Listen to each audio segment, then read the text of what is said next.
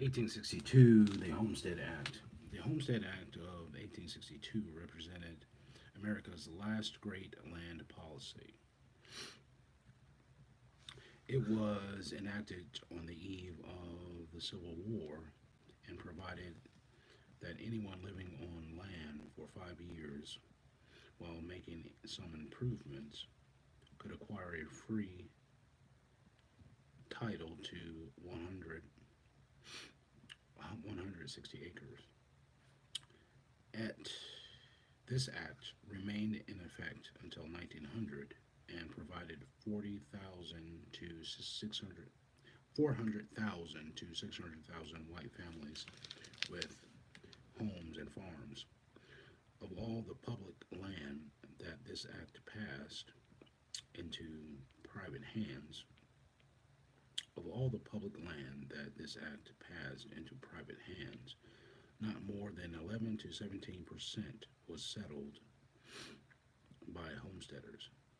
By 1900, most of the land had gone to speculators, who thus acquired the claims to rich western lands, timber, and mineral rights without having to bid or compete for the wealth.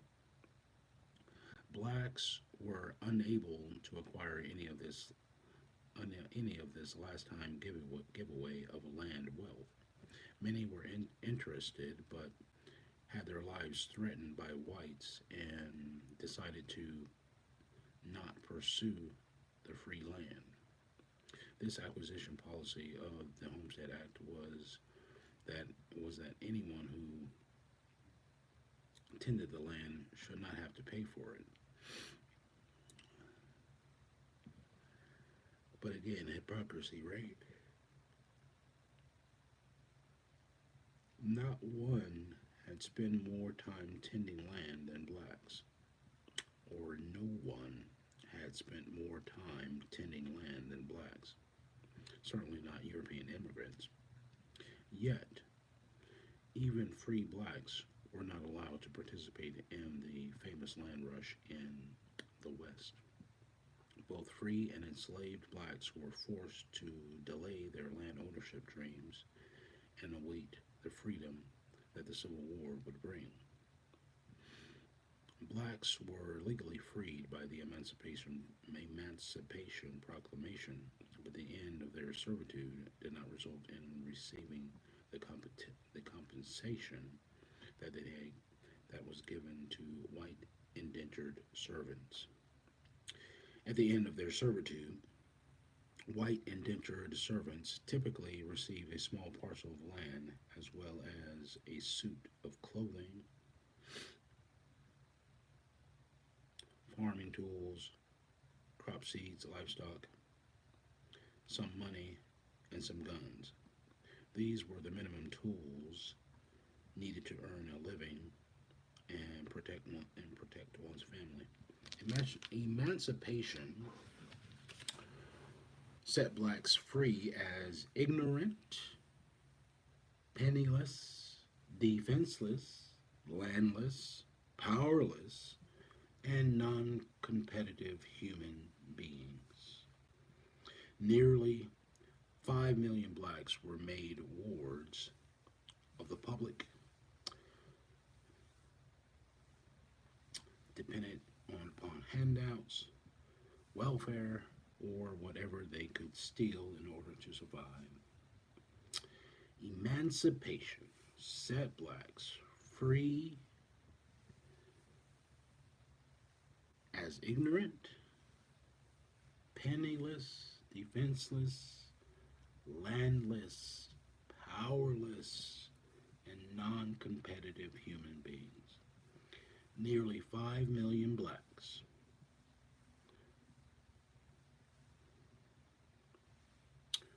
were made wards of the public.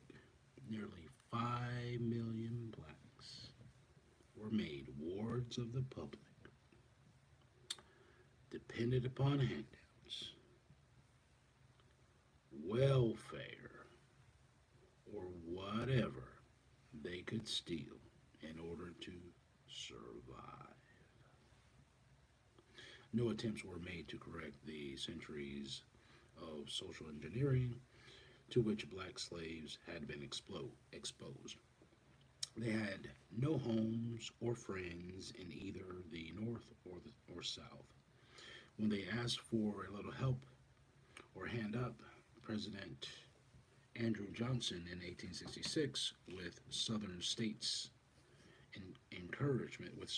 encouragements, slapped them in their sullen black faces by vetoing a congressional bill that would have given black slaves a mere 40 acres and a mule as compensation for 250 years of bondage.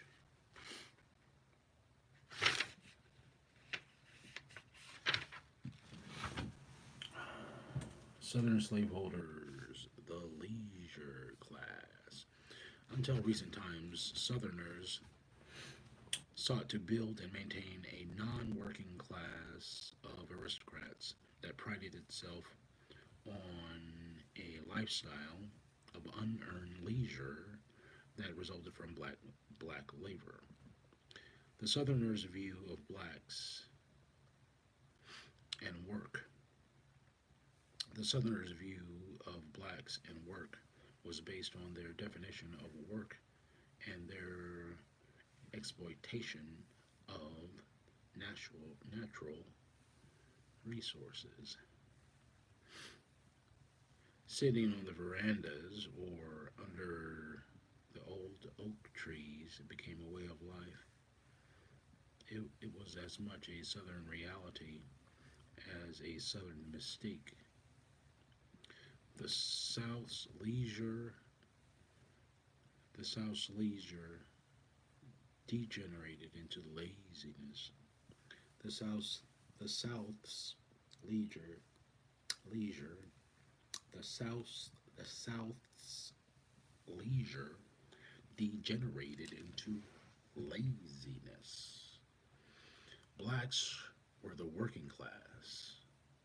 Whites were the management class that enjoyed seasonal light work. Successful planters bragged about not having to do dirty, hard nigger work. In accordance with the National Anti-Black Public Policy, see Chapter 7, blacks remained the working class while whites took credit for being the management or brains behind black labor. And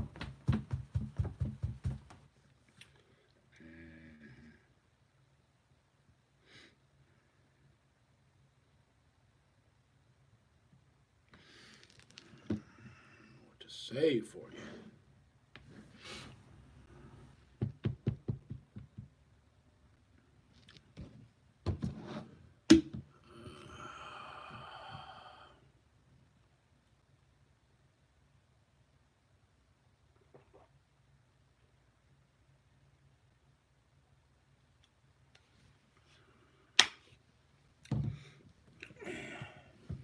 Mhm.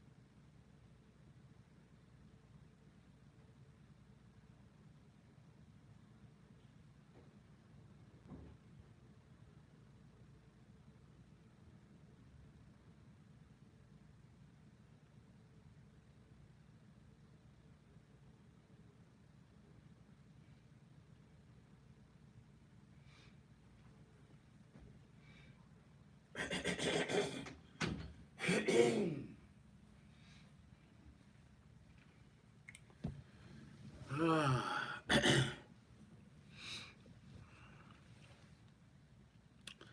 white indentured servants, temporary labor only.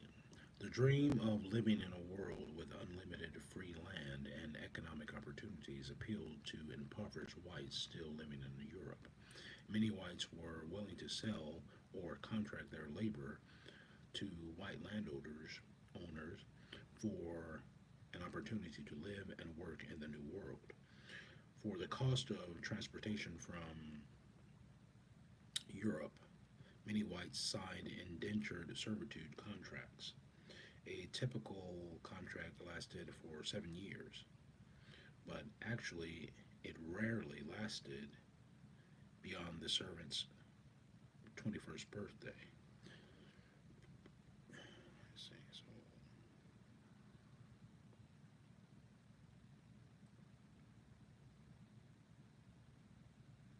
unlike slaves, white servants retained some personal rights, for example, the right to sue, testify in court, etc., etc.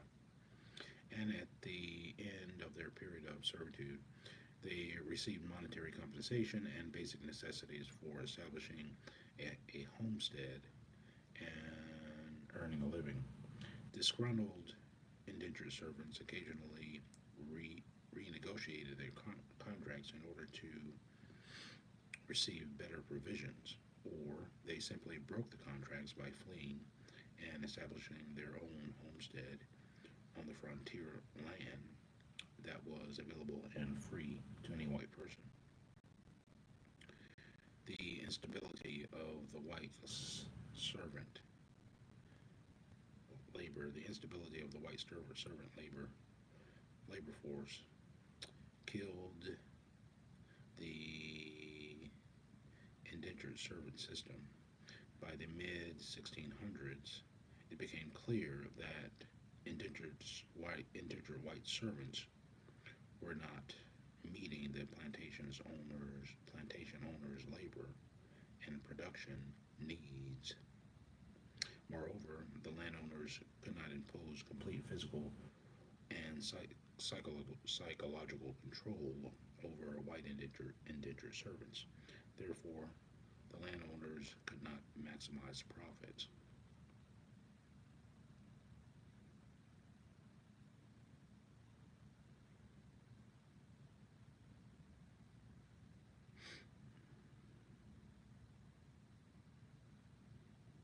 Since the landowners had abandoned using captured Indians as slaves, whites found that black slavery, which was flourishing in the Caribbean and South America, was the most viable labor alternative. Furthermore, England had recognized the enormous economic potential in supplying slaves to the plantations.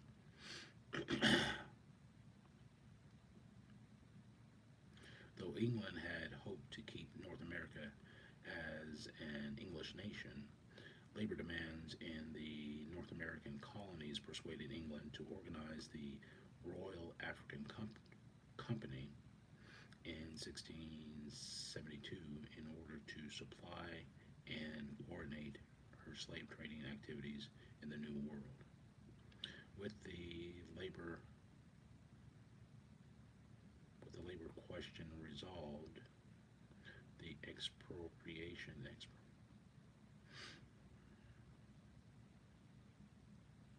the expropriation with the labor question resolved, the expropriation of Indian land to European whites had to occur as quickly as possible. The expropriation of Indian land to European whites had to occur as quickly as possible. Between 1607 and 1887, European whites acquired nearly every valuable square foot of Indian land via theft, legal discrimination, and occasional purchase an occasional purchase, and the violation of more than 371 Indian treaties. The American government's the American government's redistribution of Indian land amounted to preferential treatment or affirmative action for white settlers, especially when combined with the government's facilitation of black slavery.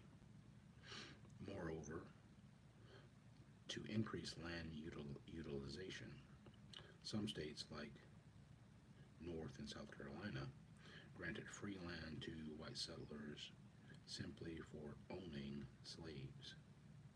In 1663, missed that. Okay. In 1663, these states offered 20 acres of land to every white male who owned a black female slave. Such land rewards encouraged miscegenation practices between white slave owners and black female slaves.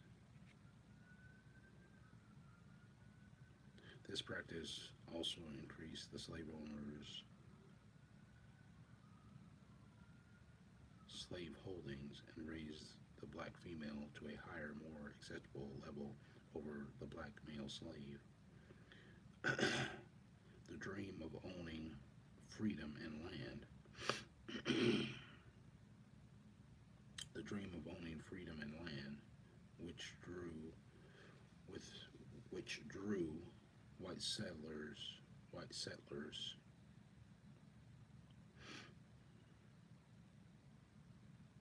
to America and liberated them from feudal oppression in Europe, was black people's worst nightmare. It smothers blacks' dreams by shackling them into endless human exploitation. All right, timeline: 1705 to 1760. 1705, slave codes enacted.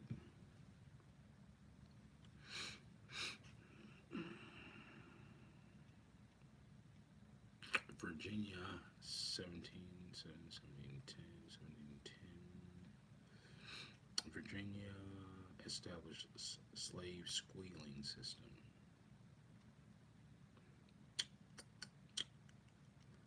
More than 150 slave revolts attempted, nearly all exposed by black informers.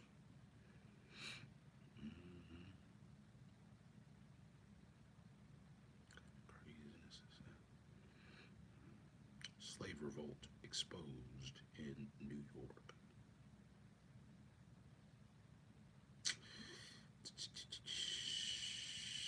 1723,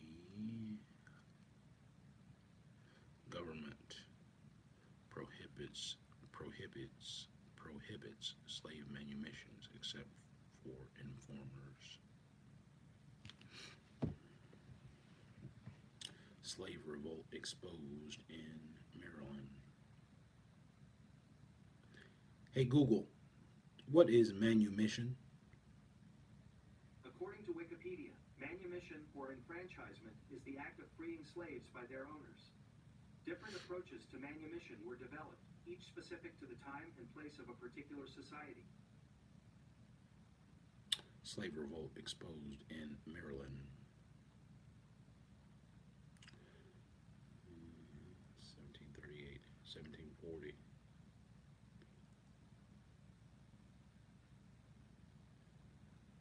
South Carolina enacts Negro Act of 1740.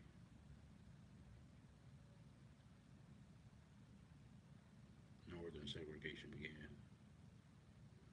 South and North Carolina offered free land, 1760, and then free land to white males who owned female slaves.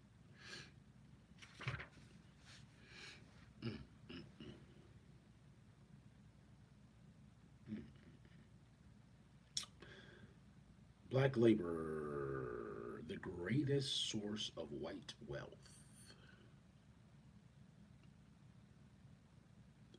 bit of sense. Before discussing more recent ways that whites have created bridges to wealth and power, it would be beneficial to take one final look at the economic impact that black slavery had and continues to have on economies in America and worldwide. A close examination of financial data reveals why whites have been so adamant about keeping blacks as a permanent underclass of laborers. The world saw blacks and their labor as sources of wealth, black gold, black gold, black gold, Texas tea. The first thing you know, England was the king of slave trading nations. Not only was it the dominant slave trader, but was also the primary beneficiary of wealth produced by slaves in the Americas and Caribbean islands. As discussed earlier in Chapter 4, the English system was the harshest and undoubtedly the most profitable of the six major slave trading nations. For example, by 1795, Liverpool, England alone had more than 100 ships carrying slaves. This fleet of ships accounted for 50% of Europe's slave trade. Overall,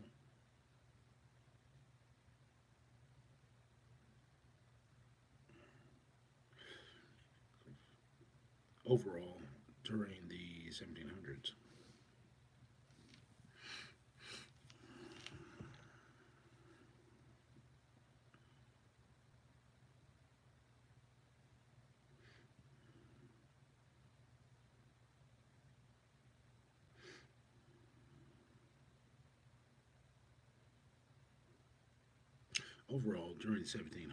slave trading revenues expanded England's foreign trade by more than 700%, and annual slave trade revenues averaged nearly $5 million, which in today's dollars would be nearly $50 billion annually. Slave trading and the related commercial activities were so lucrative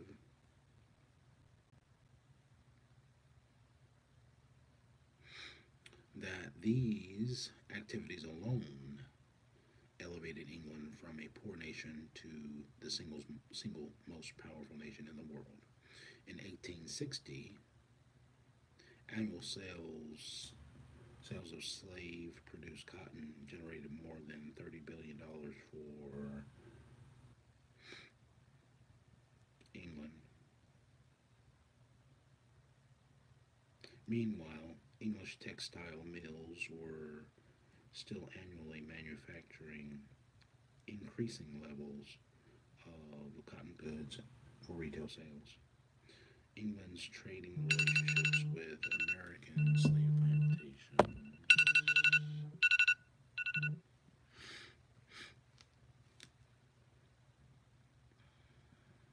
were so profitable that England viewed the prospect of an American Civil War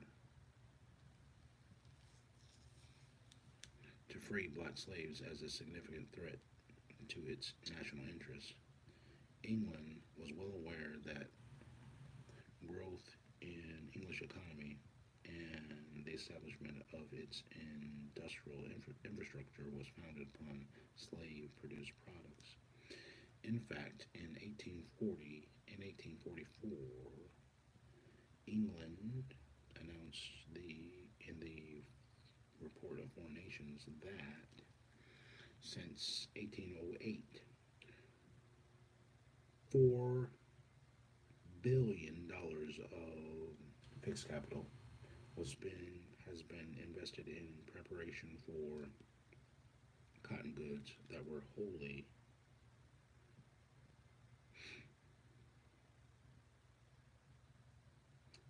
dependent upon slave trade or slave labor. England was not willing to lose that large financial investment or the steady flow of wealth from black labor without a fight in an effort to maintain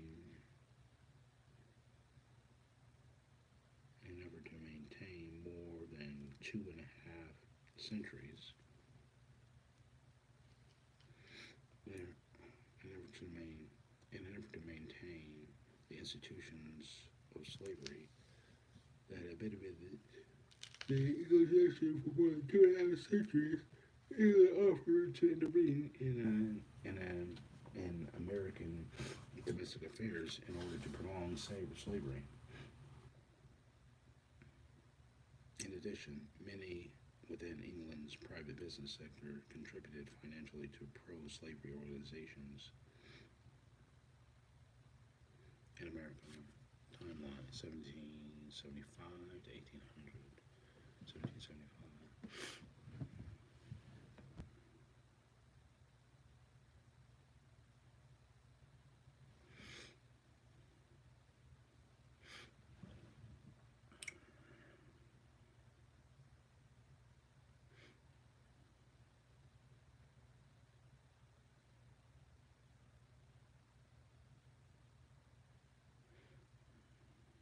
U.S. Constitution codified 1786.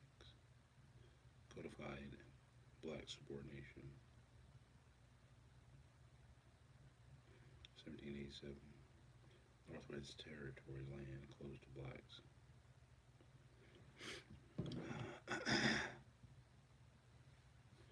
First immigration law 1790. The first immigration law specified whites only.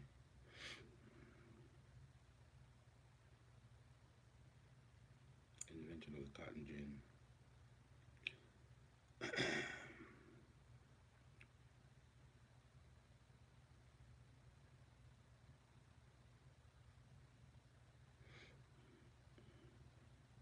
1793. 1790 slavery on decline.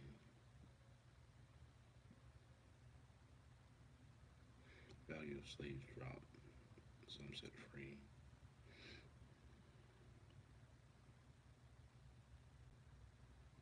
And gin. Colonies and active fugitive slave. Comparison of slave land and cotton prices. 1800 average slave prices $600 per acre. Public land prices per pound.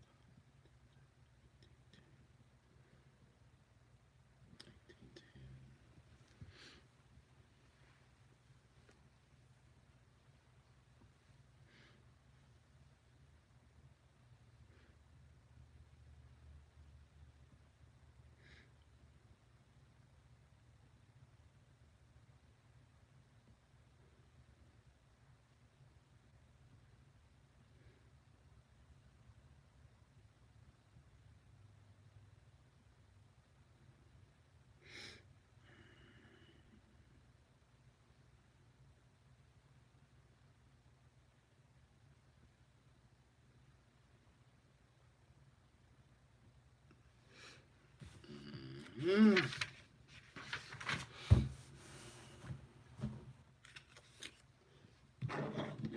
Something else. I don't know what to tell you.